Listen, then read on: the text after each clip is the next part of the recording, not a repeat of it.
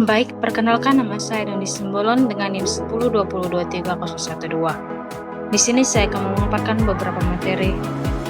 Yang pertama, saya menjelaskan materi tentang perhitungan kebutuhan SDM atau metode WISN. SDM merupakan salah satu komponen penting dalam organisasi, sehingga keberadaan juga perlu dikelola dengan baik. Pengelolaan sumber daya manusia merupakan perencanaan pengorganisasian pengarahan dan pengendalian dari pengadaan tenaga kerja, pengembangan pemeliharaan dan pemberdayaan tenaga kerja, organisasi serta penilaian kinerja organisasi. Proses perencanaan organisasi merupakan cara atau kegiatan yang digunakan untuk menetapkan tujuan dari pedoman pelaksanaan serta menjadi dasar kontrol atau pengendalian pegawai. Beban kerja tenaga kesehatan. Banyaknya pekerjaan adalah yang harus diisi oleh tenaga kesehatan profesional dalam 1 tahun dalam satu sarana pelayanan kesehatan. Beban kerja terhadap suatu unit berdasarkan merupakan keseimbangan antara kuantitas dan kualitas pekerjaan yang dituntut dari karyawan dengan jumlah tenaga yang ada dalam satu unit tersebut. WISN adalah suatu metode perhitungan kebutuhan SDM berdasarkan pada beban kerja pekerja nyata. Karena beban kerja adalah banyaknya jenis pekerjaan yang harus diselesaikan oleh tenaga kesehatan profesional dalam 1 tahun dalam satu sarana pelayanan kesehatan. Mendapatkan waktu kerja yang tersedia. Berikut keterangannya. Dan rumus suatu kerja yang tersedia adalah A sama A dikurang B ditambah C ditambah D ditambah E dikali F. Menyusun standar beban kerja. Standar beban kerja adalah volume dan atau kuantitas beban kerja selama 1 tahun per kategori SDM. Rumus standar beban kerja itu waktu kerja rata-rata, waktu kelonggaran per rata-rata, waktu per kegiatan pokok waktu kerja tersedia. Berikut rumus standar kelonggaran sama dengan jumlah waktu kelonggaran per kerja tersedia dikali 100%. Berikut rumus kebutuhan tenaga kerja sama dengan total beban kerja per tahun per standar beban kerja dikali 1 ditambah persentase kelonggaran. Menganalisis, mengumpulkan, dan mengolah beban kerja di unit RMK. Menurut Pratono, analisis beban kerja merupakan suatu upaya yang dilakukan mengetahui waktu yang digunakan oleh petugas untuk menyelesaikan suatu tugas tertentu yang diharapkan dapat mengetahui proporsi jumlah petugas yang digunakan dalam suatu unit kerja tertentu dalam suatu instansi masuk puskesmas. Analisis beban kerja harus dilakukan rutin guna mendapatkan informasi mengenai gambaran beban kerja dari unit-unit pada suatu instansi.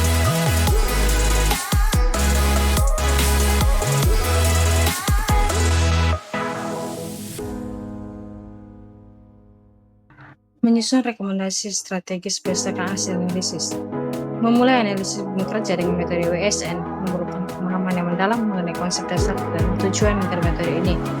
WISN dirancang untuk menghitung kebutuhan tenaga kerja kesehatan berdasarkan beban kerja nyata yang dialami oleh staf dalam satu unit kerja.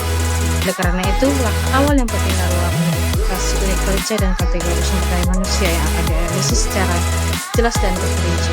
Berikut contoh kasus. Yang pertama, di sebuah rumah sakit XCC, seorang petugas rekam medis melakukan pengambilan berkas rekam medis dengan waktu per berkas 3 menit dan waktu kerja tersedia 2.800 jam per tahun. Hitunglah standar beban kerja. Diketahui waktu kerja tersedia 2.800 jam per tahun. Waktu yang diperlukan 3 menit.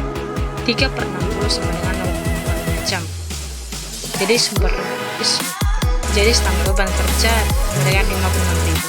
Kegiatan pendaftaran per tahun. Pengambilan berkas rekam medis per tahun.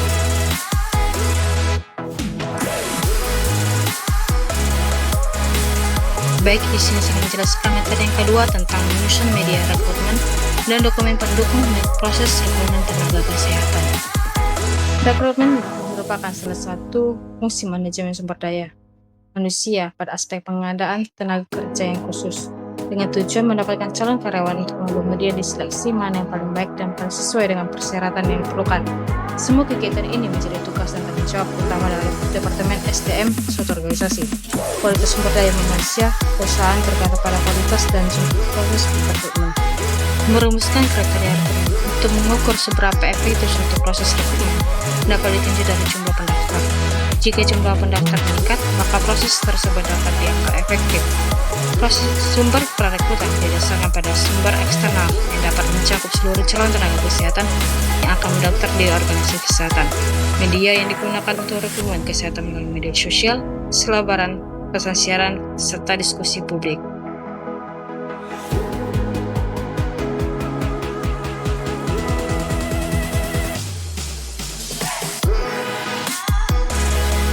Media rekrutmen.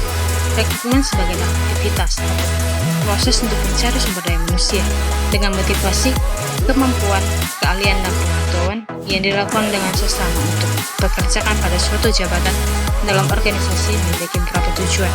Menyusun media rekrutmen yang efektif dan sangat efisien sangat penting dalam proses pencarian dan seleksi calon pegawai yang berkualitas.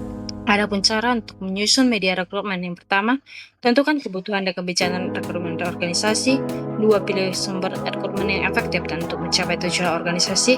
3. Buat iklan yang jelas dan menarik untuk menarik pelamar potensial. Yang keempat, pastikan prosedur lamaran yang jelas dan mudah diikuti.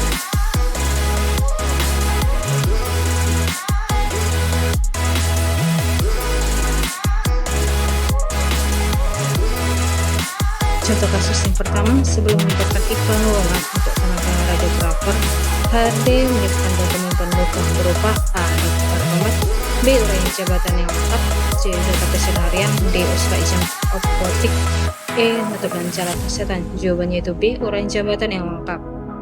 Uraian jabatan wajib ada agar pelamar memenuhi tugas, tanggung jawab, dan kualifikasi yang dibutuhkan.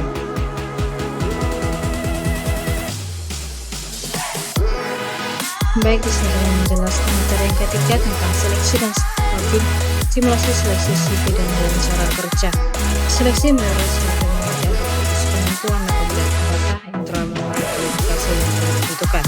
Seleksi juga dikatakan proses menjaring calon anggota yang telah melalui tahapan rekrutmen.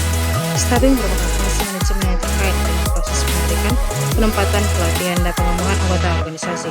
Ini melibatkan pemahaman akan berbagai bidang pekerjaan yang harus dilakukan serta penempatan individu yang tepat di posisi-posisi tersebut. Staffing juga mencakup penyusunan personalia melalui rekrutmen, pengembangan, hingga upaya untuk memastikan bahwa setiap anggota organisasi memberikan kontribusi yang optimal. Adapun proses seleksi, yang pertama penerimaan pendahuluan, tes penerimaan, wawancara seleksi, pemeriksaan referensi, wawancara atasan langsung, keputusan penerimaan, dan evaluasi medis. Berikut tahapan seleksi, yang screening berkas, psikotes, wawancara HRD, wawancara pengguna, pemeriksaan kesehatan, dan wawancara terakhir. Tujuan dari proses staffing, yang pertama menghasilkan kolaborasi yang harmonis di antara pekerja sesuai dengan peran dan tanggung jawab mereka. Yang kedua, menciptakan mekanisme kerja yang saling mendukung, efisien, dan terorganisasi dengan baik. Yang ketiga, mendukung pekerja dengan terampil yang sesuai untuk menyelesaikan tugas mereka dengan tingkat keunggulan. 4. Mendorong pekerja untuk memberikan kontribusi dan hasil terbaik mereka bagi keberhasilan organisasi. Berikut ada beberapa hal yang harus diperhatikan untuk dalam membuat syarat lamaran yang baik. Berikut bisa kita lihat dari pemaparan tersebut ya. Perekrutan SDM adalah setiap kegiatan yang dilakukan oleh organisasi atau lembaga dengan tujuan utama mengidentifikasi dan menarik karyawan dan tenaga pendidikan personalia potensial. Proses rekrutmen dikenal sebagai pendekatan rasional untuk perekrutannya. Artinya, ini adalah proses satu arah di mana manajemen atau pengelola menggunakan persyaratan lowongan dan mengkomunikasikannya kepada kandidat potensial untuk menghasilkan kumpulan aplikasi untuk mendukung proses seleksi. Ada dua metode perekrutan. Yang pertama, metode tertutup, yaitu pelaksanaan rekrutmen terbatas, hanya ada untuk karyawan dan orang-orang tertentu saja, sehingga lamaran yang masuk tidak banyak. Dengan demikian, akan sulit memperoleh karyawan yang baik. Yang kedua itu metode terbuka, yaitu pelaksanaan rekrutmen yang diumumkan melalui iklan di media massa. Hal ini dilakukan untuk mendapatkan banyak lamaran, sehingga kesempatan memperoleh karyawan yang baik dan andal menjadi lebih besar. Selanjutnya itu proses seleksi karyawan yang meliputi penerimaan aplikasi atau CV, tes keterampilan, wawancara, dan pemeriksaan latar belakang. Tes keterampilannya itu ada beberapa, itu tes keterampilan teknis, tes kepribadian, tes kecerdasan emosional, dan tes kemampuan kognitif, dan tes bahasa. Wawancara, tujuan wawancara yaitu dilakukan untuk mengevaluasi berbagai aspek dari seorang calon karyawan atau pelamar kerja. Kemudian hasil evaluasi tersebut dapat digunakan untuk membantu perusahaan mengidentifikasi pelamar-pelamar yang layak untuk diberi pekerjaan. Penawaran kerja. Ada jenis-jenis wawancara yaitu wawancara telepon, interview, wawancara di kampus, wawancara di pemeran kerja, wawancara di lokasi kerja.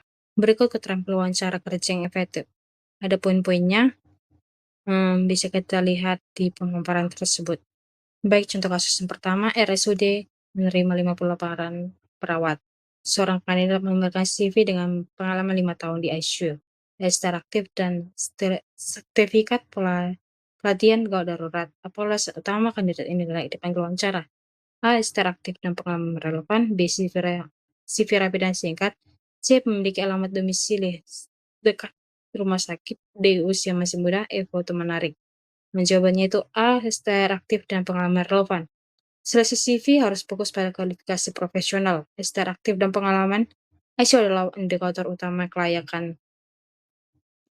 pelamar tersebut.